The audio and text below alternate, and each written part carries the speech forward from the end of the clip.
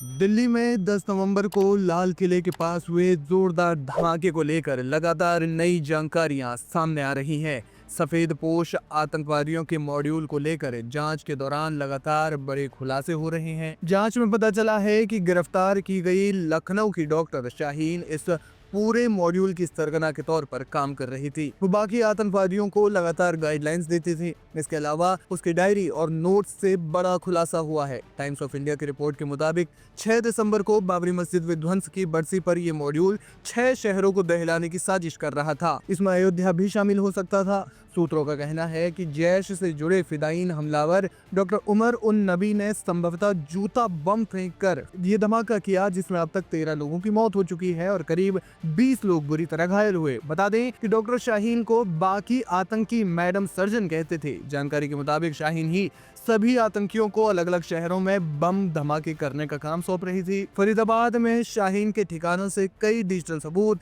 Notes और डायरियां मिली हैं। उसके दस्तावेज में इसे D6 मिशन का नाम दिया गया था। शाहीन ने आतंकियों से संपर्क करने, भर्ती और उनके खर्च की भी देखरेख की जिम्मेदारी ले रखी थी।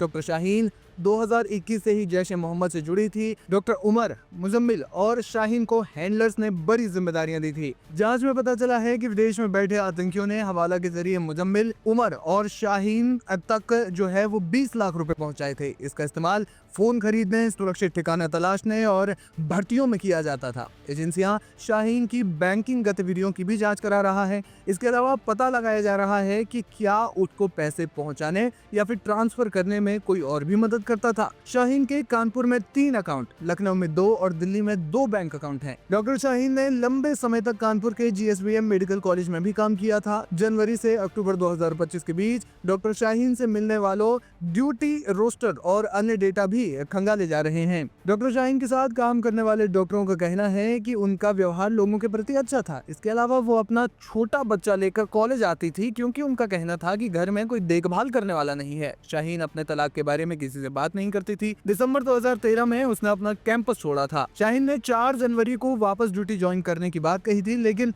फिर वो कभी नहीं लौटी। शाहीन का पता लगाने के लिए मेडिकल कॉलेज के 2 कर्मचारी दिए गए एड्रेस पर पहुंचे थे, लेकिन वो वहां नहीं मिली। इसके अलावा एक और जानकारी सामने आई है। बताया जा रहा है कि जैश से जुड़े डॉक्टर उमर उन नबी ने संभवतः जूता बम का इस्तेमाल करके ये धमाका किया, जिसमें अब तक 13 लोगों की मौत हो चुकी है और करीब 20 लोग बुरी तरह जख्मी हैं। मीडिया रिपोर्ट्स में सूत्रों के हवाले से बताया गया है कि धमाके वाली जगह से मिले सामानों और एकत्रित किए गए सबूतों में एक जूते पर जांचकर्ता का ध्यान केंद्रित हो गया है, जो उमर की कार I-20 से बरामद किया गया था। इसमें सबसे बेहद खतरनाक विस्फोटक TATP के अंश मिले हैं, जिसे शैतान की मां भी कहा जाता है। TATP बेहद संवेदनशील होता है, जो हल्के घर्षण या गर्मी से भी फट सकता है, इसलिए इसे मदर ऑफ सैटन या शैतान की मां भी कहा जाता है। TATP के अंश उमर के जूते और टायर पर मिले हैं। माना जा रहा है कि फिदायीन हमला करने वाले डॉक्टर उमर ने गाड़ी में रखे विस्फोटकों को उड़ाने के लिए जूते में TATP को रखा, धमाके के लिए इसका इस्तेमाल किया होगा। और इसके अलावा धमाके की जो है वो जांच कर रही टीमों ने यह भी पुष्टि की है